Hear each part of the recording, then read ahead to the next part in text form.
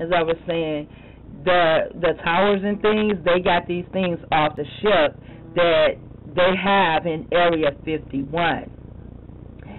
And that's how Frank Drake came up with his little dish that he sends up to the sky, and they can tell if we're coming down or not. And in the word, my Her Story book says there's nothing new under the sun, but yeah, it is telephones, because we didn't need telephones, because we communicated through mental telepathy. It's like sometimes, you know, you could be thinking of a person and they'll call. Maybe you're sitting in the grocery store or something, or you just think of them and you text them and they text you back and they be like, oh my God, I was just thinking about you. You know, I get that kind of stuff. Anyway, so that's what's going on right now. You know, they're just fooling the shit. So this little lion bastard actually spoke to the ETs. Then how come the ETs didn't tell this lying hoe about all this fake energy that's going through the air, and it's killing our plants, and it's killing our ground, and it's fucking with our water, and it's killing us, and it's making our babies sick?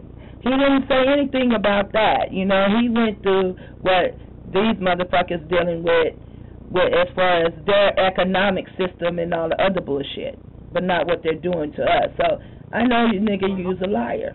Not going to die. Mankind will survive. Well, we know that. So that's the truth. We will not survive the pollution of our atmosphere with carbon dioxide pollution, because right now it's at 9%. It's increasing at 1% annually, and the critical mass in which we could not survive is 22%. So you figure. There go those twos again.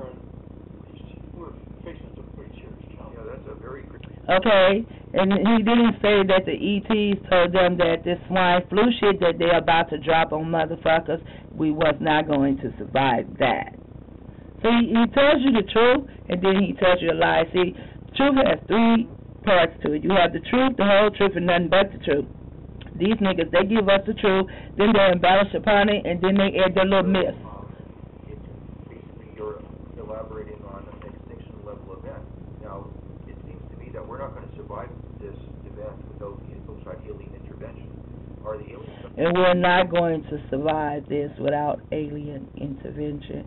Once they start to put those spray the contrails in the air and people begin to become sick, the doctors are not going to know what's going on, and people are not going to know what's going on. All they're going to know is that it's airborne. There's a movie out, and I'll put it in here, the name of the movie.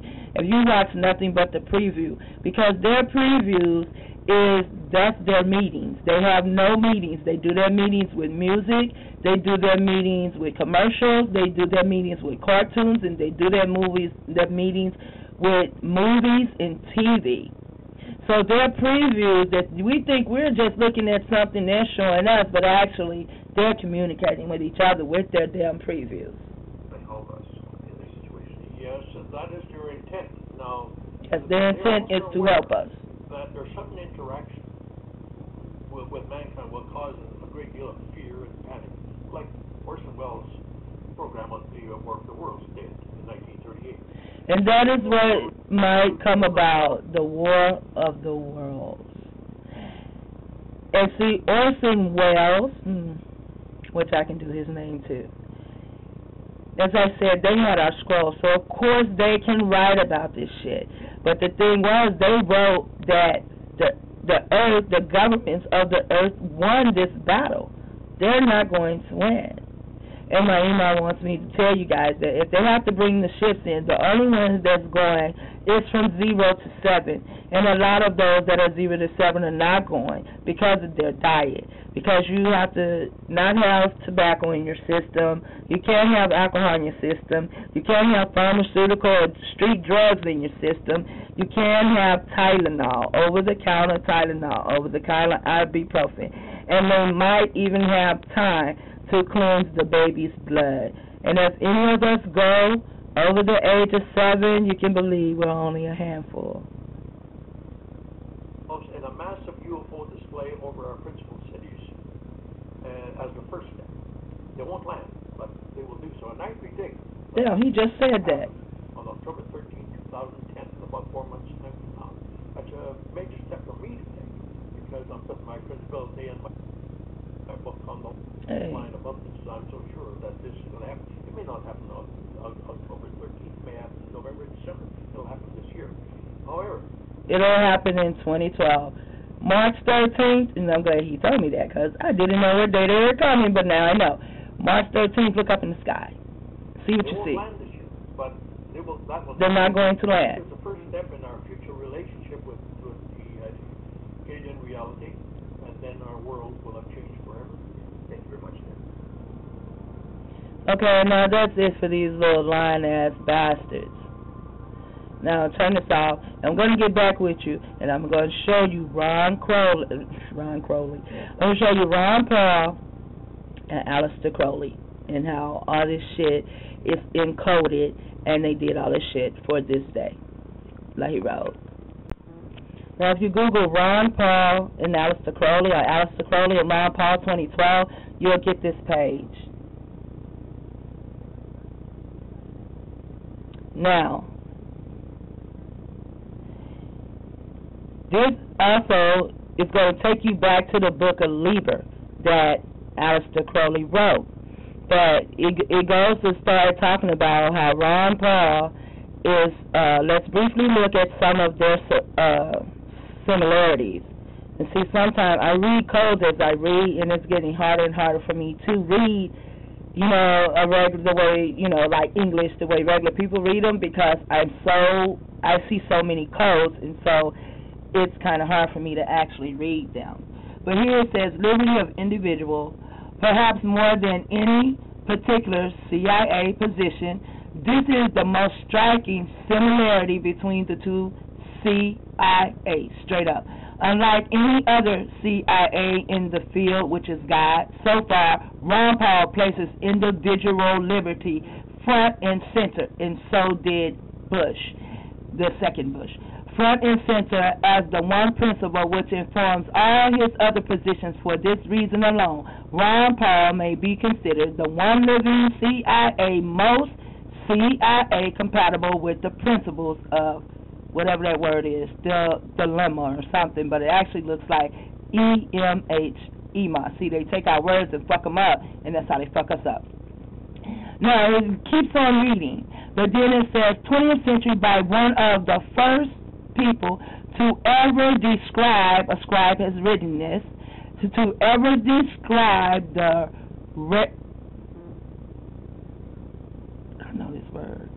recreational and spiritual use of drugs in writing.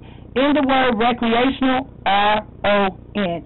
In the word spiritual, P-U-A-L. Ron Paul. For more information about Crowley's position, drugs, see our post in Prohibition. Then he goes into same-sex marriage. Ron Paul agrees with Aleister Crowley that the state should not define marriage, but that this should be left to individuals